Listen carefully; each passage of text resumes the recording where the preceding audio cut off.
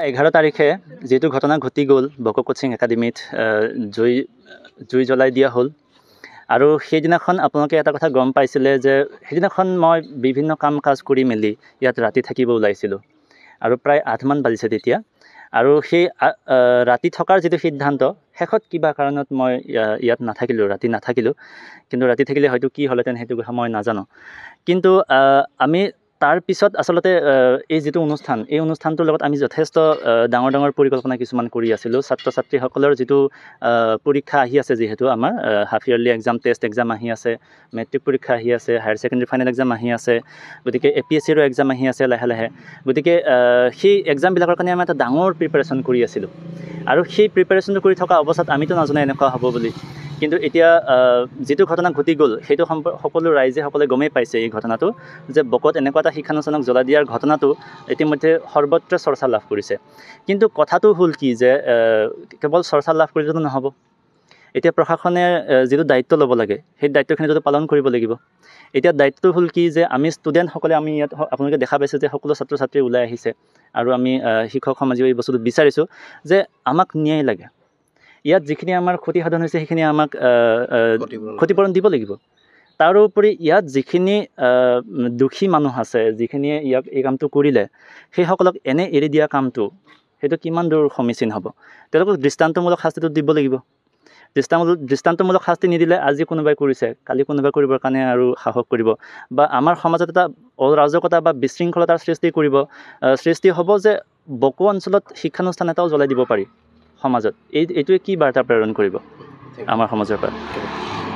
বা শিক্ষক সমাজে আমি এইটোৱে বিচাৰিছোঁ যে আমাৰ যিখিনি ক্ষতিপূৰণ হৈছে আমি ৰাজনীতিৰ কথা ইমান বুজি নাপাওঁ কিন্তু আমাৰ ছাত্ৰ ছাত্ৰী সমাজে নিজৰ যেটো ভৱিষ্যতৰ কাৰণে যেনেদৰে আজি ওলাই আহিছে আপোনালোকে নিজে দেখিবলৈ পাব যে আমাক ন্যায় লাগে ছাত্ৰ ছাত্ৰীসকলে যাতে আৰু ক্লাছ কৰিব পাৰে ইয়াতে অতি সোনকালে দোষী সাব্যস্ত দোষীক দৃষ্টান্তমূলক শাস্তি দিয়াটো আমি বিচাৰিছোঁ 11 তাৰিখে যেটো ঘটনা ঘটি গ'ল বক কোচিং একাডেমিত জুই জ্বলাই দিয়া হ'ল আৰু সেইদিনাখন আপোনালোকে এটা কথা গম পাইছিলে যে সেইদিনাখন মই বিভিন্ন কাম কাজ কৰি মেলি ইয়াত ৰাতি থাকিব ওলাইছিলোঁ আৰু প্ৰায় 8 মান বাজিছে তেতিয়া আৰু সেই ৰাতি থকাৰ যেটো সিদ্ধান্ত শেষত কিবা কাৰণত মই ইয়াত ৰাতি নাথাকিলোঁ কিন্তু ৰাতি থাকিলে হয়তো কি হ'লহেঁতেন সেইটো কথা মই নাজানো কিন্তু আমি তাৰ পিছত আসলতে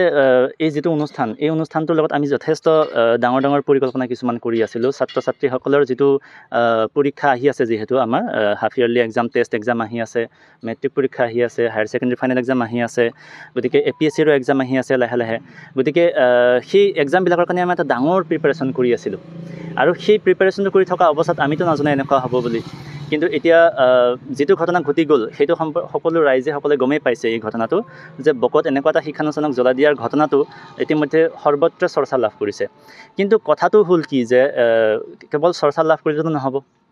এতিয়া প্ৰশাসনে যেটো দায়িত্ব ল'ব লাগে সেই দায়িত্বখিনি যদি পালন কৰিব লাগিব এতিয়া দায়িত্বটো হ'ল কি যে আমি ষ্টুডেণ্টসকলে আমি ইয়াত আপোনালোকে দেখা পাইছে যে সকলো ছাত্ৰ ছাত্ৰী ওলাই আহিছে আৰু আমি শিক্ষক সমাজেও এই বস্তুটো বিচাৰিছোঁ যে আমাক ন্যায় লাগে ইয়াত যিখিনি আমাৰ ক্ষতিসাধন হৈছে সেইখিনি আমাক ক্ষতিপূৰণ দিব লাগিব তাৰোপৰি ইয়াত যিখিনি দুখী মানুহ আছে যিখিনিয়ে এই কামটো কৰিলে সেইসকলক এনে এৰি দিয়া কামটো সেইটো কিমান দূৰ সমীচীন হ'ব তেওঁলোকক দৃষ্টান্তমূলক শাস্তিটো দিব লাগিব দৃষ্টান্তমূলক শাস্তি নিদিলে আজি কোনোবাই কৰিছে কালি কোনোবাই কৰিবৰ কাৰণে আৰু সাহস কৰিব বা আমাৰ সমাজত এটা অৰাজকতা বা বিশৃংখলতাৰ সৃষ্টি হ'ব যে বকো অঞ্চলত শিক্ষানুষ্ঠান এটাও জ্বলাই দিব পাৰি সমাজত এইটোৱে কি বাৰ্তা প্ৰেৰণ কৰিব আমাৰ সমাজৰ পৰা